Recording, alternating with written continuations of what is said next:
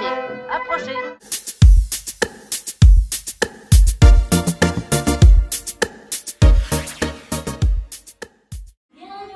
Une belle fille qui partage votre radeau sans amour. On n'est rien du tout. Et voilà mes braves gens, la cohérence du pauvre Jean qui vous dit en vous quittant, aimez-vous, palopaloma, soin.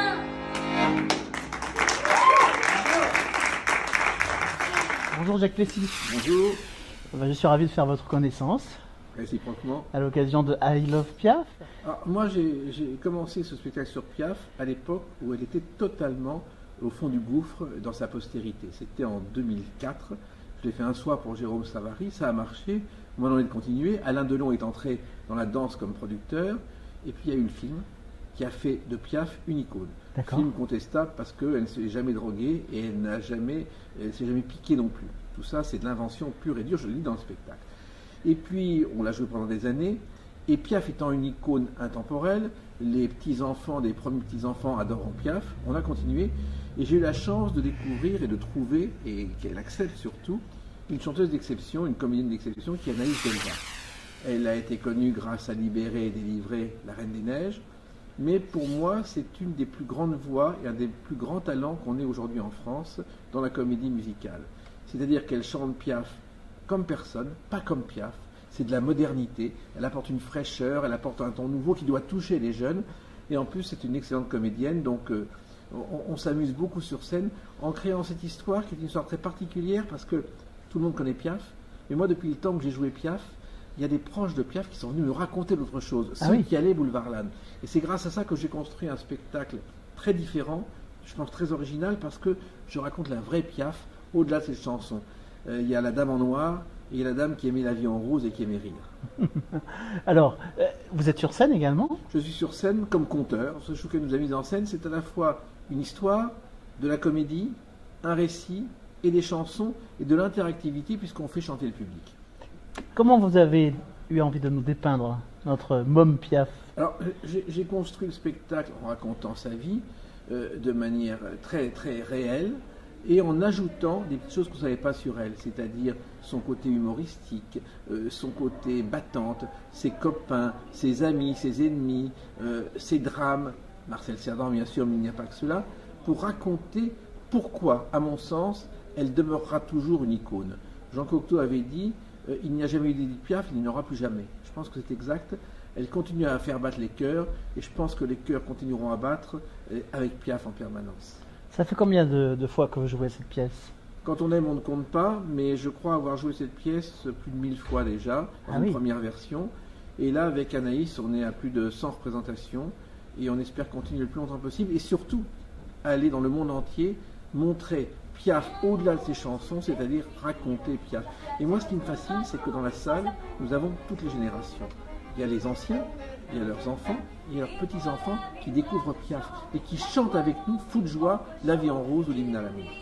Alors moi, si je vous disais, Piaf a commencé sur la butte Montmartre, en chantant dans les rues, est-ce que je suis dans le faux? Alors, Piaf a commencé en chantant dans les rues, dans la misère, parce qu'elle a abandonné son père à 15 ans, elle a décidé de vivre à Pigalle, au milieu de la pègre, carrément.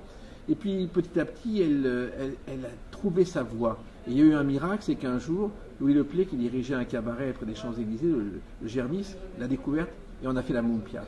Et après, elle a appris. Elle a appris son métier en tant qu'autodidacte, parce qu'on ne sait pas beaucoup, mais elle lisait beaucoup, elle lisait énormément. Elle avait une immense culture.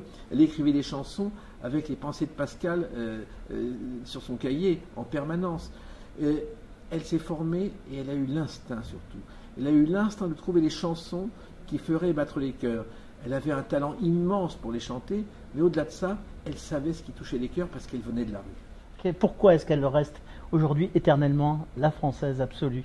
Aznavour disait chanson française, c'est un pléonasme, Piaf en est le symbole.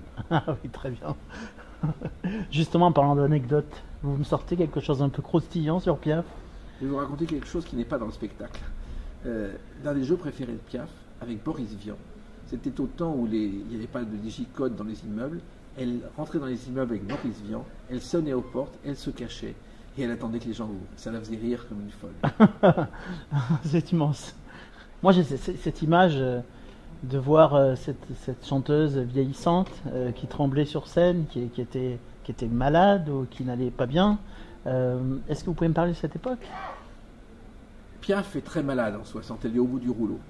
Bruno Coquatrix décide de l'engager à l'Olympia pour sauver l'Olympia, et elle accepte. Parce que Bruno Coquatrix a été, en 1936, l'un des rares qui l'ait défendu quand elle a eu des soucis et que son image a été écornée par l'assassinat de son Pygmalion. Elle vient à l'Olympia, et moi j'ai vu des images étonnantes. Elle arrive comme une petite vieille dans sa loge, elle s'enferme. Et quand elle sort de sa loge, elle revit, elle renaît. Et elle arrive sur scène, elle a 20 ans. Alors elle avait un truc particulier, elle arrivait sur scène en marchant le long de la scène, puis en faisant un angle droit pour aller jusqu'au micro, pour que les applaudissements durent plus longtemps. Et résultat, le soir, le 20 décembre 1960, lorsqu'elle entre en scène pour la première fois à l'Olympia, il y a 16 minutes d'applaudissements. Wow. Ça n'est plus jamais arrivé. C'est incroyable. Alors, tout le monde vous connaît, en vérité. Vous êtes un homme de théâtre, un homme de radio. Est-ce que vous pouvez me parler de vous un tout petit peu? J'ai la chance de faire un métier qui me passionne. Charles Trenet disait, quand on a rêvé sa vie, il faut vivre son rêve. C'est ce que je fais depuis pas mal d'années. J'ai appris le métier avec Philippe Bouvard quand j'avais encore des cheveux, j'étais très jeune. Et aujourd'hui, j'ai plusieurs activités. Je suis journaliste, j'écris des livres, je fais de la radio sur Sud Radio tous les jours, je fais des films de télévision, je fais des spectacles. Je suis délégataire universel de Pierre Dac. Et j'arrive à mener tout ça en travaillant beaucoup, mais de toute façon, le travail c'est la santé, comme disait Henri Salvador, c'est ça ou le chômage. Et j'ai la chance de faire partie de ceux qui considèrent qu'une activité défatigue d'une autre. Et donc, quand je vois le bonheur des gens dans la salle, ou quand je vois que je suis très lu dans les journaux, je suis heureux. Ça prouve que j'ai apporté quelque chose au public.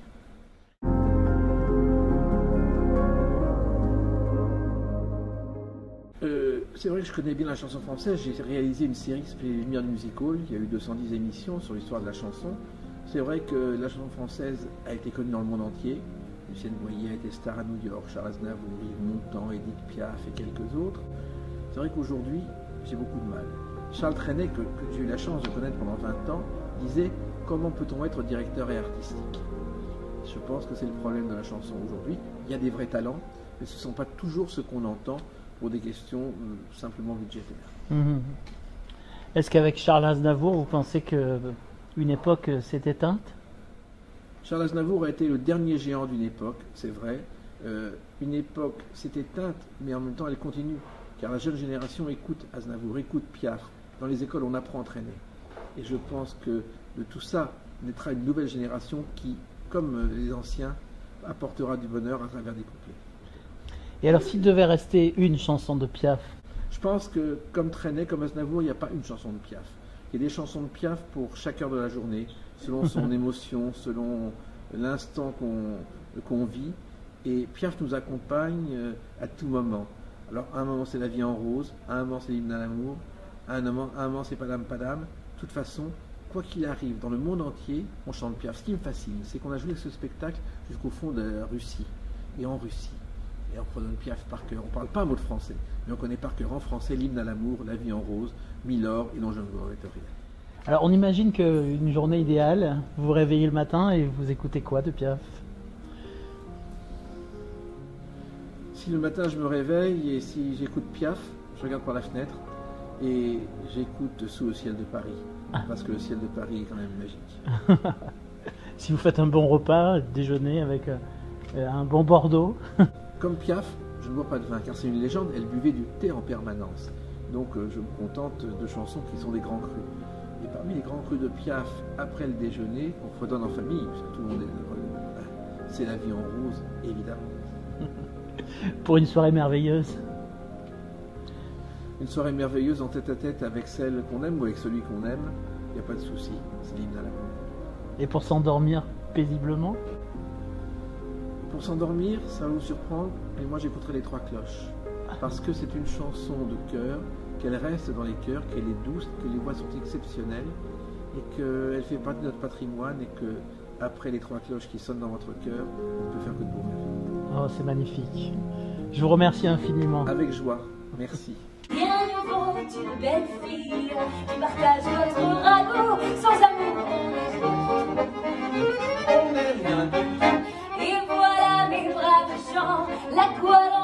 pauvres gens qui vous dit en quittant, aimez